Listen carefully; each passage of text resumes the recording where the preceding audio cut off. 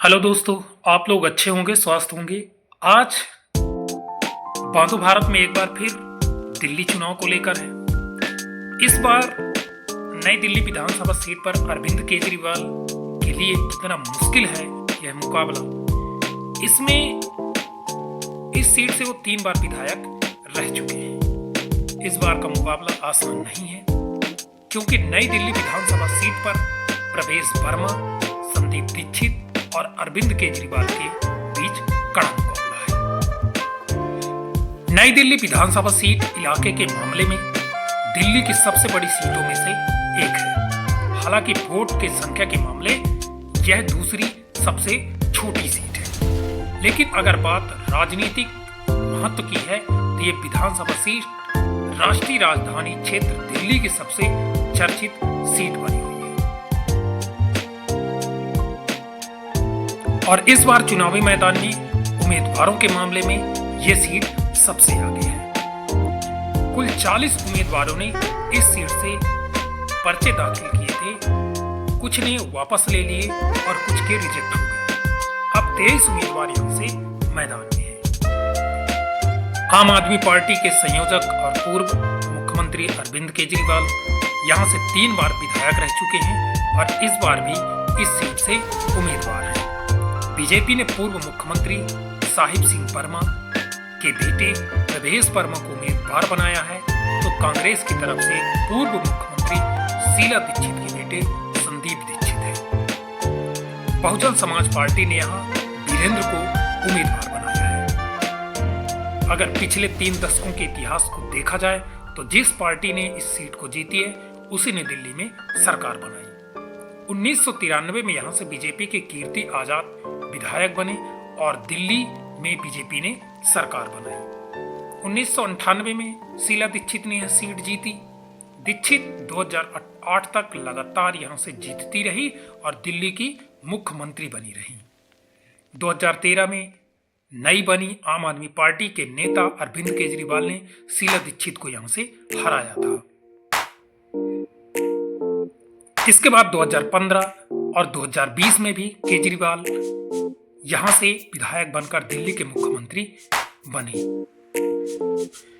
पिछले चुनाव में केजरीवाल ने यहां से 61.10% मत हासिल किए थे, जबकि साल 2015 में चुनाव में उन्होंने 64.34% वोट जीते थे।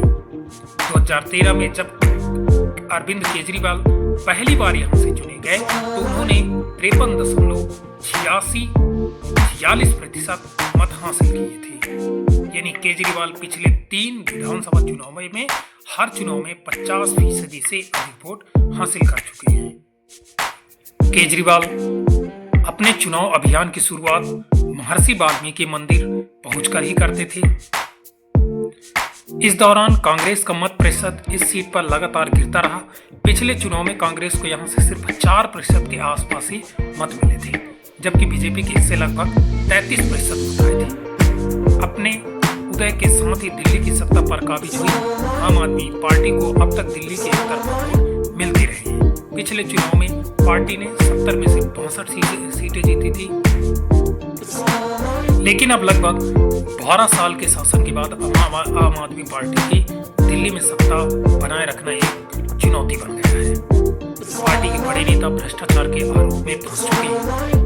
कथित शराब घोटाले में जेल गए अरविंद केजरीवाल ने जमानत मिलने के बाद मुख्यमंत्री पद छोड़ते हुए कहा था कि अगर दिल्ली की जनता उन्हें फिर से चुनेगी तो वो ही सीएम पद पर लौटेंगे। अब तक आसानी से जीतते रहे अरविंद केजरीवाल ने इस सीट पर पार्टी की पूरी ताकत झोंक दी है। धोबी कॉलोनी में रहने वाले एक व्यक्ति के फोन पर घंटी बजती है। ये फोन आम आदमी पार्टी के स्वयंसेवक का था। दिल्ली चुनाव में हरियाणा के 28 बीजेपी नेता प्रचार करेंगे। हरियाणा बीजेपी के 28 नेता दिल्ली चुनाव में प्रचार का जिम्मा संभालेंगे ही। हरियाणा के नेताओं के दिल्ली के 32 विधानसभा हलकों में ड्यूटी लगाई गई है। केंद्रीय ऊर्जा एवं शहरी विकास मंत्री मनोहर लाल, मुख्यमंत्री नायब सिंह सैनी और बीजेपी के राष्ट्रीय सचिव ओम प्रकाश धनखड़ के नेतृत्व में हरियाणा के इन नेताओं ने दिल्ली के आवंटित विधानसभा क्षेत्रों में मोर्चा संभाल लिया है। मुख्यमंत्री नायब सिंह सैनी ने मंगलवार को हरियाणा भवन में इन नेताओं की बैठक ली और उन्हें सभी 32 सीटों के प्रत्येक शक्ति केंद्रों पर अपने राज्य के नेताओं और कार्यकर्ताओं को बैठाने के निर्देश दिए। दिल्ली की सीएम आतिशी का कहना है कि आम आदमी पार्टी काम के आधार पर वोट मांगती है, चाहे बिजली, पानी हो, तीर्थ यात्रा हो, यमुना की सफाई और सड़कों के अलावा सभी वादे पूरे किए। इन पर काम होना बाकी है। हमारी पार्टी आम आदमी का मुकाबला बीजेपी से है। कांग्रेस का दिल्ली में कोई वजूद ही नहीं है। बीजेपी ने मंगलवार को अपने चुनावी घोषणा पत्र के दूसरे पार्ट में वादा किया है कि जरूरतमंद छात्रों के लिए केजी से पीजी तक की फ्री एजुकेशन देंगे। संकल्प पत्र जारी करते हुए पूर्व केंद्रीय मंत्री अनुराग ठाकुर ने कहा कि घरेलू सहायकों और ऑटो टैक्सी ड्राइवरों के लिए 10 लाख का बीमा और 5 लाख रुपए का दुर्घटना कवर देंगे।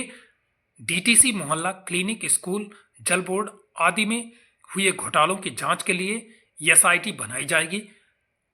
आम आदमी पार्टी के राष्ट्रीय संयोजक अरविंद केजरीवाल जी ने पलटवार में कहा कि बीजेपी ने संकल्प पत्र में साफ कर दिया है कि वो मोहल्ला क्लिनिक और फ्री इलाज बंद कर देंगे, जरूरतमंद छात्रों को ही मुफ्त शिक्षा देंगे। यानी सभी लोगों को मुफ्त शिक्षा नहीं मिलेगी।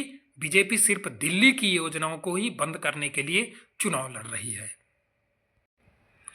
पीएम मोदी बीजेपी के बूथ स्तरीय कार्यकर्ताओं को भी संबोधित करेंगे। प्रधानमंत्री नरेंद्र मोदी दिल्ली में 5 फरवरी को होने वाले विधानसभा चुनाव से पहले बुधवार को दिल्ली भाजपा के बूथ स्तर के कार्यकर्ताओं को पार्टी के मेरा बूथ सबसे मजबूत कार्यकर्ता के तहत वीडियो कॉन्फ्रेंस के जरिए संबोधित करेंगे। नमो ऐप के राष्ट्रीय संयोजक एवं भारतीय जनता पार्टी भाजपा नेता कुलजीत सिंह चहल ने बताया कि मोदी बुधवार को दोपहर 1 बजे पार्टी के बूथ स्तर के कार्यकर्ताओं से संवाद करेंगे।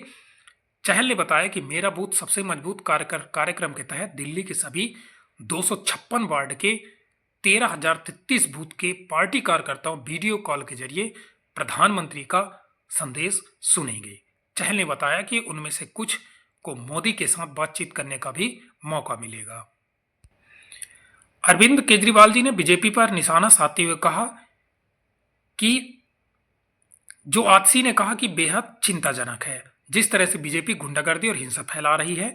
ये घटनाएं सिर्फ उनके क्षेत्र तक सीमित नहीं है, दिल्ली में अलग अलग इलाकों से खबरें आ रही है। बीजेपी गुंडागर्दी कर रही है। कोई पार्टी या उम्मीदवार हिंसा क्यों करता है? वो तब करता है जब उसे लगता है कि वो सामान्य तरीके से चुनाव नहीं जीत सकती। आज दिल्ली में बीजेपी की यही स्थिति है। बीजेपी अपनी ऐतिहासिक हार की ओर बढ़ रही है।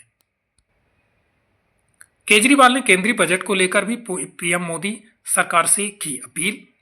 आम आदमी पार्टी के संयोजक अरविंद केजरीवाल जी ने कहा कि हम मांग करते हैं कि देश का अगला बजट मिडिल क्लास को समर्पित हो।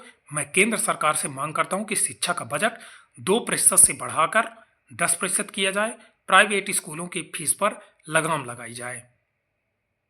उच्च शिक्षा के लिए छात्रवृत्ति दी जाए। स्वास्थ्य का बजट बढ़ाकर 10% किया जाए और स्वास्थ्य बीमा से टैक्स हटाया जाए। आईटी छूट की सीमा को 7 लाख से बढ़ाकर 10 लाख किया जाए। आवश्यक वस्तुओं पर से जीएसटी हटाई जाए। वरिष्ठ नागरिकों के लिए मजबूत सेवानिवृत्ति और पेंशन प्लान बनाई जाए। देश भर के सभी सरकारी और निजी अस्पतालों में वरिष्ठ नागरिकों को मुफ्त इलाज दी जाए। बुजुर्गों को रेलवे में पहले से छूट मिलती थी, जो बंद कर दी गई है, उसे चालू किया जाए। बात अब मध्य प्रदेश के सीएम मोहन इंदौर में फहराएंगे तिरंगा। राज्यपाल भोपाल में करेंगे ध्वजारोहण। मध्य प्रदेश सरकार के सामान्य प्रशासन विभाग ने गणतंत्रता दिवस पर होने वाले ध्वजारोहण कार्यक्रम की सूची जारी कर दी है, जिसमें 26 जनवरी को मुख्यमंत्री डॉक्टर मोहन यादव इंदौर में ध्वजारोहण करेंगे। राज्यपाल मंगू भाई पटेल भोपाल के मुख्य समारोह में ध्वजारोहण करेंगे, जबकि राज्य के अन्य हिस्सों में विभिन्न मंत्री और कलेक्टरों को जिम्मेदारी सौंपी गई है।